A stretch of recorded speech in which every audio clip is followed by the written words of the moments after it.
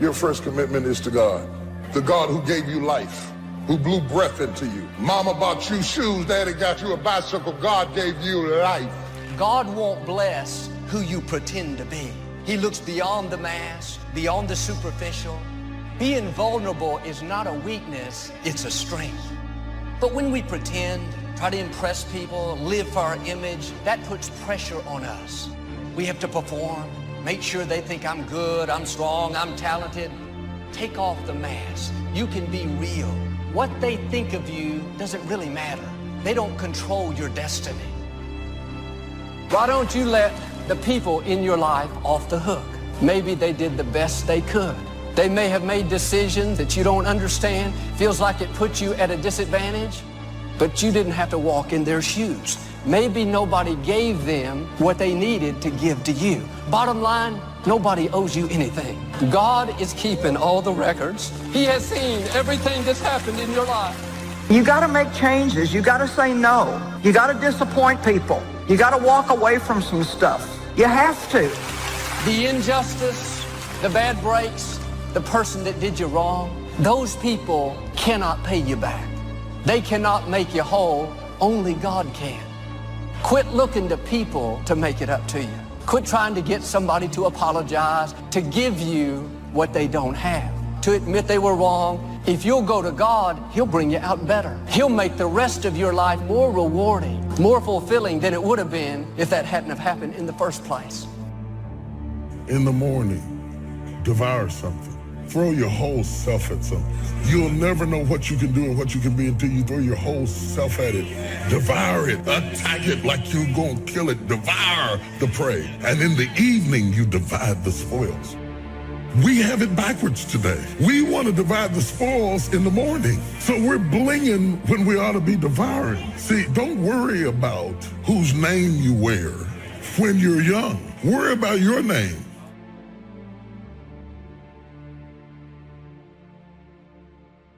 You have to have a made-up mind that you are in it for the long haul. It may be difficult. You have a good reason to walk away. Don't take the easy way out. Stay committed to your dreams. Don't give up on the promises God put in your heart. Stay committed to your job. Be a loyal person, somebody they can count on day in and day out. You're not always going to feel like it. There will be good days and tough days. That's when you have to dig your heels in and say, I'm going to do the right thing when it's hard. I'm committed to this job. I'm going to be my best even though my supervisor isn't treating me right. I'm committed to my dreams. I'm not going to give up because I don't see anything happening. I'm going to keep believing, expecting, thanking God. I know it's on the way. God rewards consistent, faithful, committed people. There are two powers in life that every one of us have to deal with every day. The two powers in life that you can never control or stop. The two most difficult components in life to manage is time and change. The key to your future is the successful management of time and change. You can't stop time, you can't stop change. So all you can do with them is manage them. And you become what you are based on how you manage both of them. I want to simplify life for you. You are simply a product of how you use your time and how you manage the changes you've been through so far. And what you become in 10 years from now will be a result of how you manage time and the changes. What did I do with the year that just passed? How much of it did I waste watching television? Being with people who had no interest in success? Being involved in habits that didn't improve my life? What did I spend that year on? Time and change are the raw materials of life. These are two things you can't stop, and they keep moving, they keep happening, and they build your life. Time and change are building blocks. In other words, time and change are the only commodities in life that every human have in common. All of us are given 24 hours every day, and all of us are subject to change every day. So no one is better or less when it comes to time and change. Time also gives you this opportunity for you to make plans, to plan your life. And the secret to life is effective management, time and chance. You cannot control time nor change, but you can plan the way you use them. Successful people are simply people who effectively planned how they use time. Someone said, if you aim at nothing, you will never miss.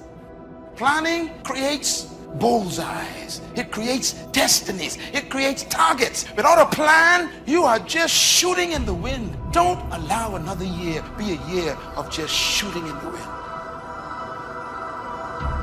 I mean, really, how many years ago did you come up with what you could and couldn't do in your life? How many years ago? Most people, if they really look at how they're living their life today, it's based on a set of standards, a set of beliefs that they made choices about 10, 20, 30 or more years ago. I mean, very often we made decisions in our youth about what to believe, about what we were capable of, about who we are as a person, and that becomes the glass ceiling, if you will, that controls us. I'll give you an example. Look at your physical body. Your physical body today is an absolute reflection of only one thing, not your goals, not your desires, but your standards. Again, the strongest force in the human personality is this need to stay consistent with how we define ourselves.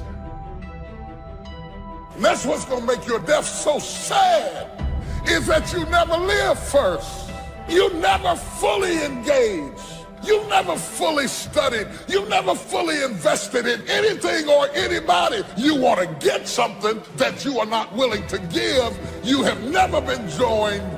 You just wore the dress, got the plaque, they threw the rice, you took the job, but you've never seen what you could be if you threw your whole self at your dream.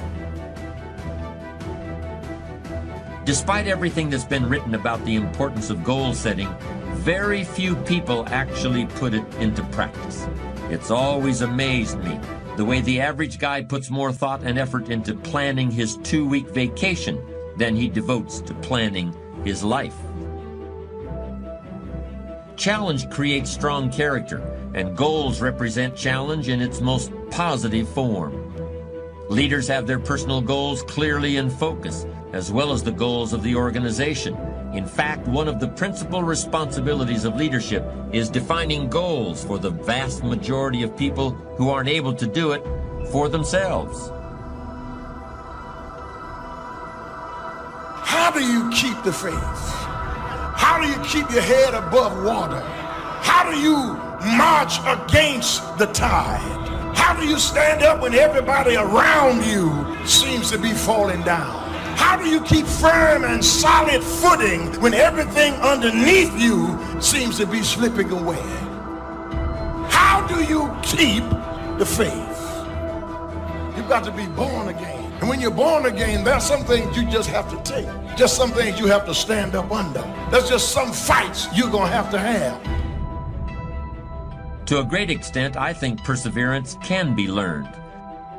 And there are some very powerful techniques that can help you learn it. By far the most important tool you can use in developing perseverance is a personal list of challenging, realistic, well-defined, and highly rewarding goals. Goals are major to a genuinely success-oriented person. Without them, you're just playing around. In recent years, we've overlooked the importance of perseverance to some extent because we believe so strongly in talent as the true determinant of success. For instance, there are a great many special programs in the schools for so-called gifted children, and these programs can begin as early as the 1st grade. A child is tested, and he's either gifted or he isn't. He either has talent or he doesn't. Our expectations of him change based on how he does on those tests, and his expectations for himself change also. Of course, there are some educational systems that place a little less faith in talent and a little more faith in long, hard work. And since those systems have been the source of some incredible progress in recent years, I think it's important to look closely at perseverance and how you can get some of that stuff, whatever your gifts and talents may be. You don't have to lose your faith just because God didn't say yes to what you requested him to do. You don't have to have a nervous breakdown, a pity party, throw in the towel just because you didn't get the job, didn't get the house, didn't get the healing, didn't get what you wanted from the Lord.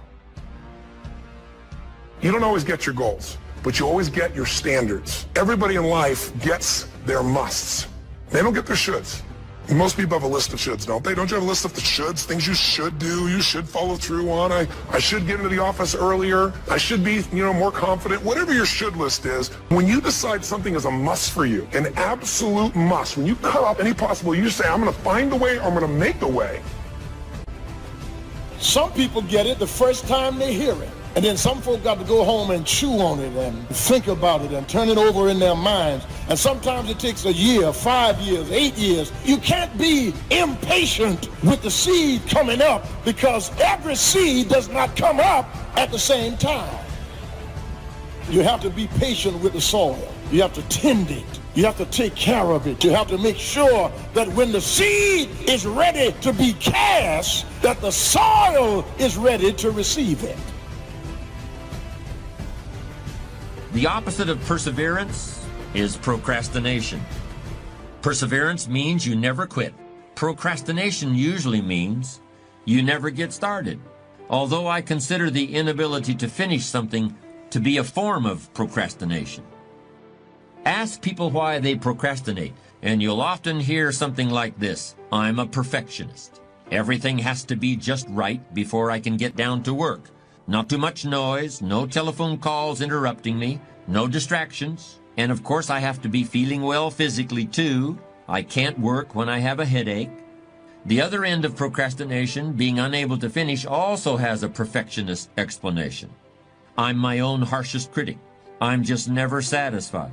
If all the I's aren't dotted and all the T's aren't crossed, I just can't consider that I'm done. That's just the way I am, and I'll probably never change. A fault is being turned into a virtue. The perfectionist is saying that his standards are just too high for this world. This fault into virtue syndrome is a common defense when people are called upon to discuss their weaknesses. But in the end, it's just a very pious kind of excuse-making. It certainly doesn't have anything to do with what's really behind procrastination. Only quality people. As you think about your goals and dreams, this is not for everybody. You want to build an organization with only quality people. Not people who need more, but people who want more. You want to surround yourself with people that are hungry. People that are hungry are willing to do the things today others won't do in order to have the things tomorrow others won't have. If you do what is easy, always looking for a way to give yourself a pass, to let yourself off the hook, to do what everybody else is doing, a job, the journey of the broke. If you do what is easy, your life will be hard. But there's something in you that says, I can't do this. I can't do this anymore. There is an old person down inside of you that's dependent on you to be smart. It's the person you're going to be 30, 40 years from now. Do not disappoint that person by being foolish through the strongest years of your life. And then when your back is out and your knees are swollen and you can't move around, now you're out there going to get your grind on now? The basis of procrastination could be fear of failure. That's what extreme perfectionism really is once you take a hard look at it. What's the difference whether you're afraid of being less than perfect or afraid of anything else? You're still paralyzed by fear. What's the difference whether you never start or never finish? You're still stuck. You're still going nowhere. You're still overwhelmed by whatever task is before you. You're still allowing yourself to be dominated by a negative vision of the future in which you see yourself being criticized or laughed at or ridden out of town on a rail or punished. Of course, this negative vision of the future is really a mechanism that allows you to do nothing. It's a very convenient mental tool. Commitment means standing up for your life. It means honoring yourself. It means beginning to say and to see and recognize your alignment and oneness with the universe, and that you are a channel for life to express through. And we short-circuit it with anger. We short-circuit it with fear. We short-circuit it by being lazy or apathetic or giving up easily. Why?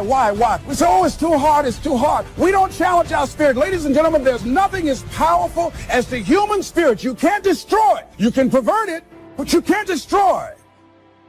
So when you begin to say, what is it that I want to leave? What contribution that I want to begin to make? What difference do I want to make in life? What chances I need to take? What fears do I need to step on? What risks do I need to begin to embrace? You can either live your dreams or live your fears. You have got to get to a point where you say, I'm sick and tired of living like this. There's got to be more. That's when people go out and strike out on their dreams. Well, I'm going to tell you how to overcome procrastination. I'm going to show you how to turn procrastination into perseverance. The first principle is break it down. No matter what you're trying to accomplish, whether it's writing a book or climbing a mountain or painting a house, the key to achievement is your ability to break down the task into manageable pieces and knock them off one at a time. Focus on accomplishing what's right in front of you at this moment and ignore what's off in the distance someplace. Substitute real-time positive thinking for negative future visualization. That's the first all-important technique for bringing an end to procrastination. Procrastination won't be a problem because the task is now so small that fear won't kick in. And it all begins with those 3 words. Break it down. What is the vision for your life? What are the ideas and the dreams for your life? What are you supposed to be doing? Who are you? What are your gifts and talents? What is your ultimate destiny and your goals? God will never give you something somebody else is supposed to have. When I'm in a storm, I'm trying to gain control. But God's message to all of us whenever we feel like we are in a storm is not to keep control, but to keep courage. You keep courage and God will take control. He's going to get you through this storm. You just got to keep courage. My second technique for defeating procrastination is also only 3 words long. Write it down. You're now going to be writing about the present, just as you experience it every day. Instead of describing the things that you want to do or the places you want to go, you're going to describe what you actually do with your time. And you're going to keep a written record of the places you actually go. You're going to keep a diary of your activities, and you're going to be amazed by the distractions, detours, and downright wastes of time that you come up with during the course of a day. All of these get in the way of achieving your goals. What else do you have to do to gain the benefits of this extremely powerful productivity technique? Nothing. You don't have to do anything else at all. It's just a process for making yourself aware of how you actually spend your time. You will naturally and effortlessly begin to reorganize your life. Perhaps that seems like too much to believe, but it's true. This is how you get yourself started. This is how you put an end to procrastination.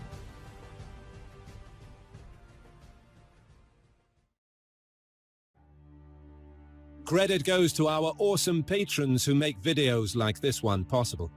Consider joining them to support our work. You can also support us by subscribing to our channel and clicking the bell button to get notified when our new videos are released. And as always, thank you for watching.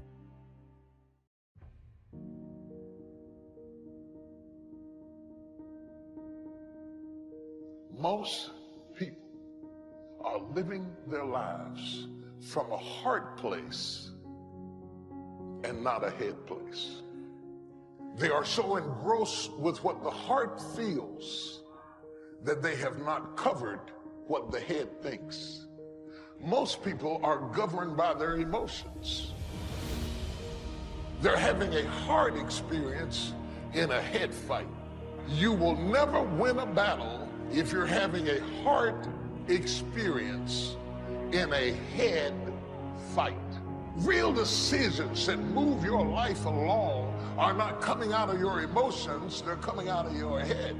Real opportunities that God would open up for you have to come out of your head and not out of your feelings. There are so many people that are so abstract, and they're just moving along from day to day out of their emotion to their fear. I don't know, I'm just not feeling it today. And every time you do it, you're canceling out opportunities. A person who does not function out of their head is a person without government. A person who moves totally out of their emotions is exempt from the greater opportunity than life, because you will forfeit what God has given you because of how you feel. The Bible says in 1 Corinthians, we are unspiritual when we're under the control of ordinary impulses. And that's the way so many people are today. They just let their feelings run their lives. If they feel like getting upset, then they're upset. If they feel like telling somebody off, they just tell them off. They feel like being lazy, they're lazy. They feel like being depressed, then they go around all depressed. But friends, we cannot just act on these emotional impulses and expect to have any kind of victory in our lives. And throughout life, you're going to have plenty of opportunities to lose your temper and say things you regret. You're going to get up some mornings and feel like being depressed, feel like going around in a bad mood. At times you'll get caught in traffic and feel like being impatient, feel like getting upset. See, the feelings are always going to be there. But we've got to learn how to follow wisdom and do what we know is right and not just follow our feelings around. I heard somebody say, I can feel my emotions rising, but I made a decision not to get on board. And that's a good way to look at it. Just because you can feel those emotions doesn't mean you have to get on board. And to be disciplined means to do the right thing when you feel like doing the wrong thing. When you feel like saying something that you know you shouldn't say, no, don't get on board. When somebody offends you and you feel like holding a grudge, no, discipline that emotion and learn to forgive them anyway. I mean, how many times have we acted on our emotions and said something that we know we shouldn't say, and later on it ends up hurting us in that relationship? How many people today act on their emotions and they get involved in a relationship outside of their marriage, and later on it ends up tearing the whole family apart? And the scripture says in Hebrews 12:11, no discipline at the time is pleasant, but later on it's going to bring you a harvest of great things. And we need to be more concerned about later on than we are just feeling good right now. If you live on that shallow level of just always letting your flesh have its way, and I can tell you later on you're going to have some major regrets. Because the seeds we sow today, we're going to reap in the future. If you allow yourself to just go around being upset and impatient and stressed out, later on it's going to catch up to you. Later on it's going to affect your health. If you go around rude and disrespectful, just always speaking your mind, later on you're not going to have any kind of meaningful relationships. If you just are loose in your morals and you just do whatever you feel like doing, well, it may give you some pleasure at the time, but later on it's going to cost you a very heavy price. If you had a problem with your temper 10 years ago and you have that same exact problem today, I can tell you that's keeping you from God's best. If you were impatient and easily upset 5 years ago and you're at that same place today, that's keeping God from increasing you. If you would just do your part and grow up a little bit and quit being ruled by your feelings, quit acting on these emotional impulses, if you do that, that's when God will begin to increase you.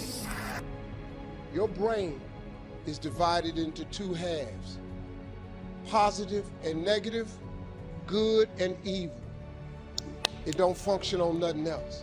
Ain't no neutral ground in your brain. It's either positive and good or negative and evil. Each half of your brain has millions of factory workers on each side. You got 1 million factory workers on the positive side. You got 1 million factory workers on the negative side. At the forefront of each one of those factories in your brain is a foreman. You got foreman positive and you got foreman negative. You are in charge. You're the boss of the factory. Guess what? We are how we think. You can't make a world, but you can make your own world. So now, since your brain is in 2 halves, let me show you how this works. You wake up in the morning and you say, man, I don't feel myself today. I got up on the wrong side of the bed. I'm not a morning person. Foreman negative hears that. He steps to the front. He said, what did you say? You say, I said I woke up on the wrong side of the bed today. I'm not myself. I'm not a morning person. He says, you got it right away. He said, hey, the boss just woke up and said he's not a morning person. He's having a bad day today, and he ain't feeling himself. Let's get to work. The 1 million factory workers start producing thoughts to justify what you just said. So now guess what? Man, I hate my alarm clock went off this morning. I got to get out here in this traffic. I'm gonna drive down here today. I don't even like these people on my job. I can't stand this car I'm finna get in this morning. Sure wish I had a new car, but I'm driving this ragged ass car. And on and on and on. And your day starts tumbling into what you ordered at the top of the day. You could wake up in the morning and you say, you know what? Today is gonna be a great day today. I expect something really good to happen for me today. He said, what did you say? You say, I said I'm having a great day today. I expect something good to happen today. Foreman positive turns around and goes, all right, let me have your attention. Steve's having a great day today. He's expecting some wonderful things to happen. And man, let's get it going. And they start manufacturing thoughts.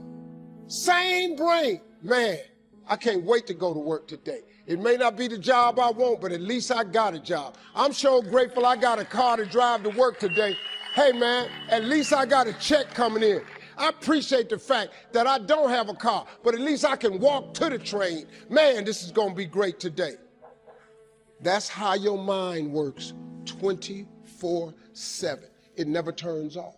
Change your attitude, you change your altitude.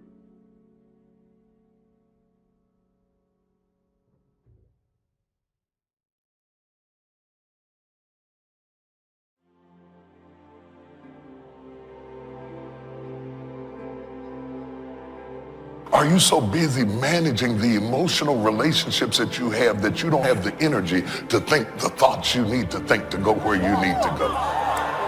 Emotional resilience. I think this is one of the things that if you can develop this, again, it doesn't mean that you have some superpower to ignore your emotions, but you understand facts over feelings. You understand just because you feel something, even though your feeling is real, doesn't make it right. It doesn't mean that, okay, if I feel like I'm not enough, then I'm not enough. And emotional resilience, just simply, emotions come up and you don't cave to your emotions. It is impossible that offenses should not come to you. Something someone is going to say is going to offend you. You got to learn how to deal with it, because not being offended is unachievable. It's not doable. There are no exemptions from it. It's going to happen to you. It's not possible to escape it. Most people are governed by their emotions. They're having a heart experience in a head fight. You will never win a battle if you're having a heart experience in a head fight.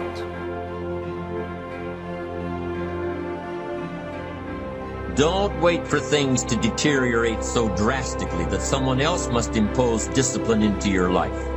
How could you possibly explain the fact that someone else thought more of you than you thought of yourself, when you would have been content to let success go to someone else who cared more about themselves? When you can see that every link in the chain will eventually lead you to the things you want most out of life, then you won't grow discouraged or fearful or impatient with today. When you can see where you're going through visual chain thinking, even on the toughest days, you'll keep building your ambition by knowing where you're going. Part of this visual chain thinking is built when you decide on your direction. when you can see where you're going to end up before you get there. On the outside, people don't look broken. You don't see bruises and you don't see scratches. People don't walk around in a big cast, and so you can't tell with the naked eye. The problem is that there's a malfunction on the inside. They can't interpret the blessings of God. They can't receive compliments. They can't receive joy from friends. The second part is, it's like you try to cry out for help, but every time you try to speak up, you can't make a connection.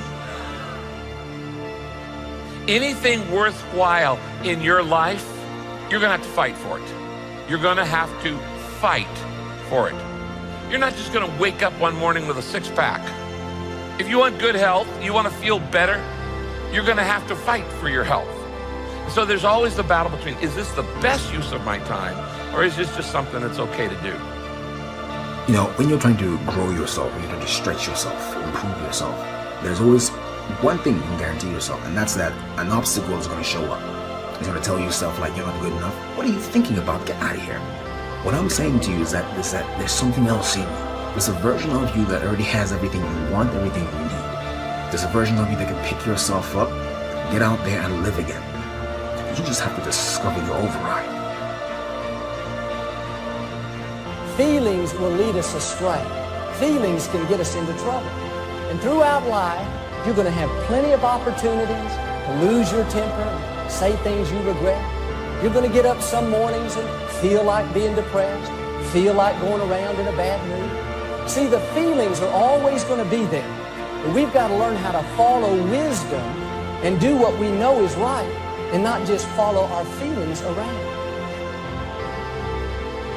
What you believe will dictate your thoughts on a moment-by-moment basis. And so your beliefs dictate your thoughts, dictate your emotions, dictate your actions, which produce your results. And your results, when you look at them, then just reinforce the original belief. And so we're caught in that construct, right? But the linchpin is the belief system. I just want to remind y'all that none of us should be on the receiving end of what people feel like doing, acting, saying, and being. A lot of us are running around playing victim, as if we have nothing to do with any of our choices, our friends, our surroundings, our environment. Most of us are running around losing sleep at night, stressed, depressed, frustrated, when those are your friends.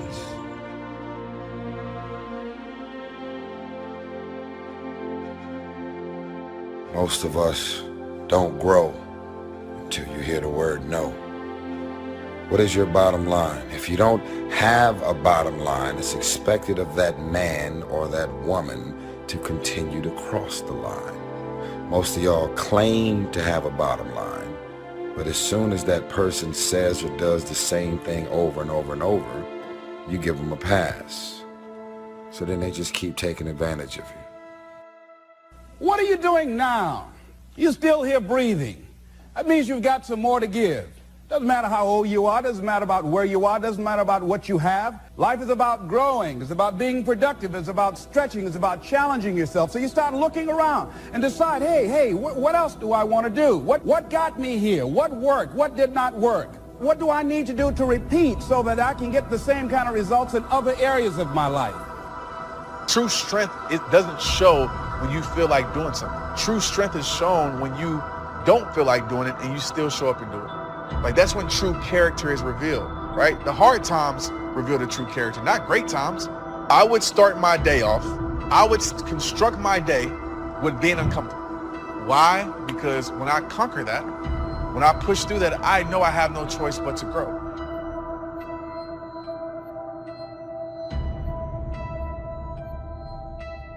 If you're the smartest one in the room, you're in the wrong room. You want to get around the right people. You want to be in a room with people that you can learn from, that you can grow from, people that enhance you, people that inspire you, people that bring out the greatness in you. You want to be around people who compliment you, people who empower you. It is your own discipline that acts as the magic catalyst to give substance and depth to your ambition, to achieve your own plans and dreams, to have what you want to have, and to become what you want to become. Your consistent self-discipline is the magic catalyst.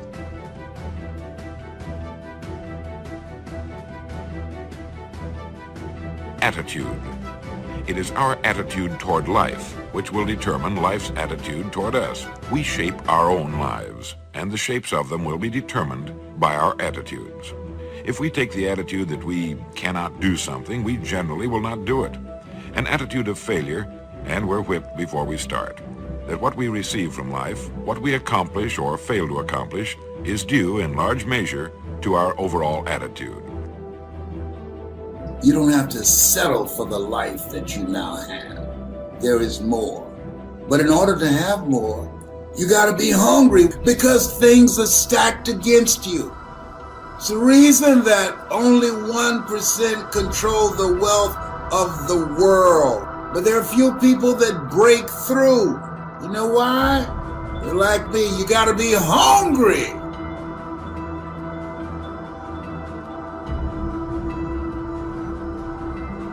It's possible for you to be delivered and still oppressed. Who am I? Most people haven't answered that question yet. And that's why they're still dressing like other people and acting like other people and fixing their hair like other people and following styles and following fashions and going with it hip and what? They don't know who they are. They're trying to find themselves.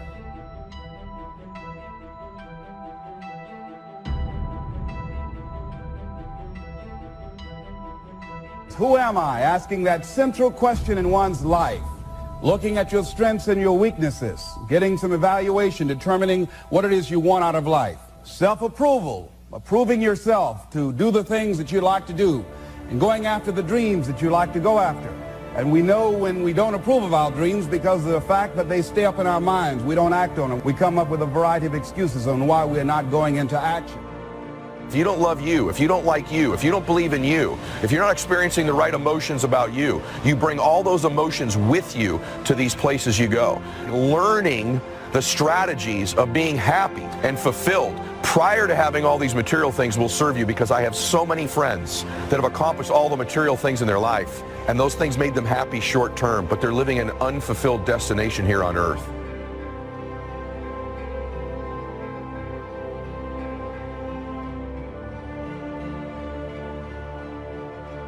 How do you motivate yourself?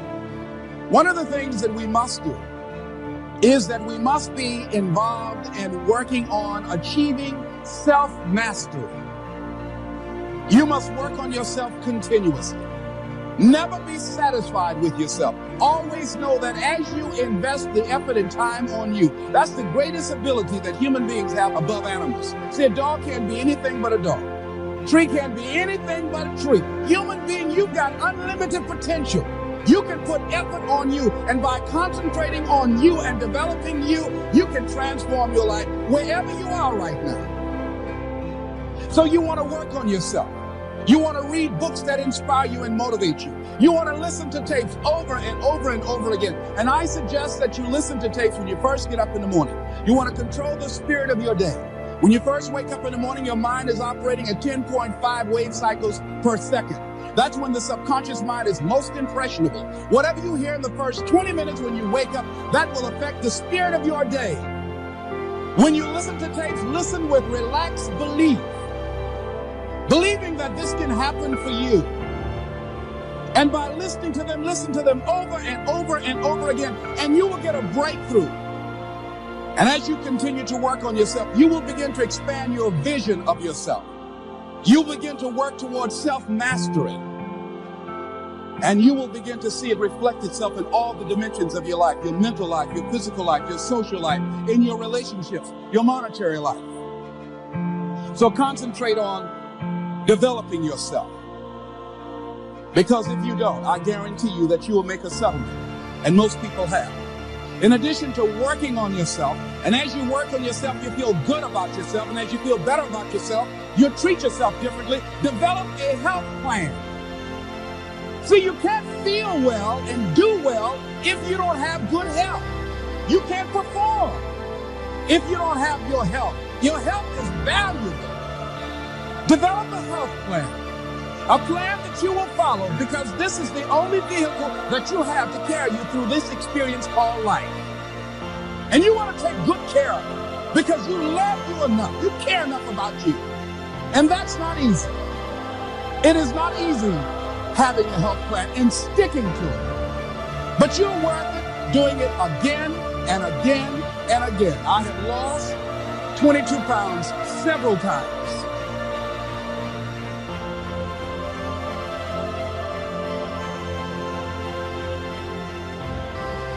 Next thing is, as you take care of yourself, the next key is keys to motivation, to self-motivation. You want to live life with energy and passion. You want to make a conscious effort to be lively. See, in life, you either saying hello or goodbye. You either on the way or in the way. Leave dead people alone. You want to smile. You want to be happy. You got a lot to be thankful for. But you watch some of the faces around you every day. And I tell you, some of these faces, they will put you in a depressed state of mind. So you want to avoid these kind of faces. The next thing that is a key to self-motivation is that you've got to ask yourself, what do I want out of life? What do you want out of life? What do you want out of a job?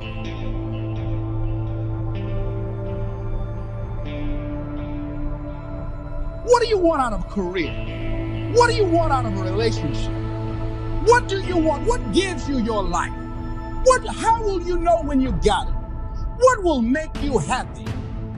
You need to know. You need to start asking yourself some questions. What do I really, really, truly want? And you need to be exact about that. Don't be vague. Oh, I just want to be happy. That's too vague. What will make you happy? How will you know when you got it? Zero in on it. Be exact. Be specific. And as you do that, that will stimulate that superconscious mind or the reticular activating system of your mind that will begin to find those things, to identify with it. And once you begin to determine that which you want, take the time to write it down. Don't just think about it. Write it down. That is a subjective process that engages the subconscious mind. Write it down.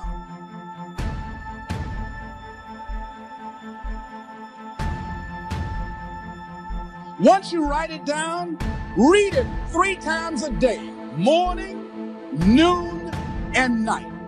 Why is that important? Because what it will do, it will cause you to focus.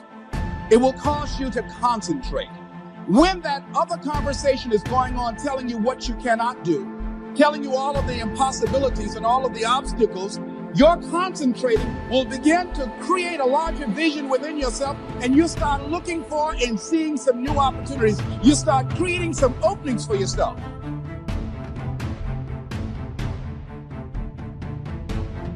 As you begin to read that every day, day in and day out, that will make you focus. That will discipline your thinking. And you'll get all kind of creative ideas. As I talk to you right now, being involved in this immersion process, you're going to create some openings for yourself. You're going to get some ideas. You're going to feel your adrenaline flowing, and you're going to think about something, some idea you had. You say, I want to go back and I'm going to look at that again from a different vantage point, not from the level of the problem or the obstacles that I encountered, but from a higher vantage point. Because what you will begin to see and to know, as I have talked to the higher consciousness within you, that you are powerful, that you are a miracle worker.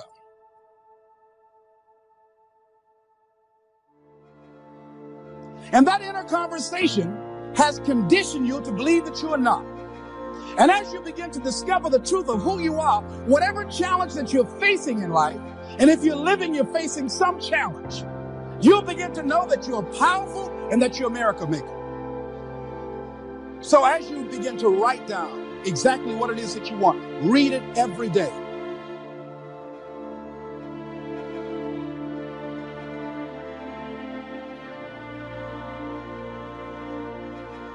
I have had it with parking my car in my cousin's garage because I know the best way to get back on your feet is to miss 2 car payments. I'd had it living like that. I'd had it robbing Peter to pay Paul. I'd had it borrowing money from people. I'd had it living like a cringing animal. When you don't have any money, it runs your blood pressure up. You hear me? I had poverty sucks. Make no mistake about it.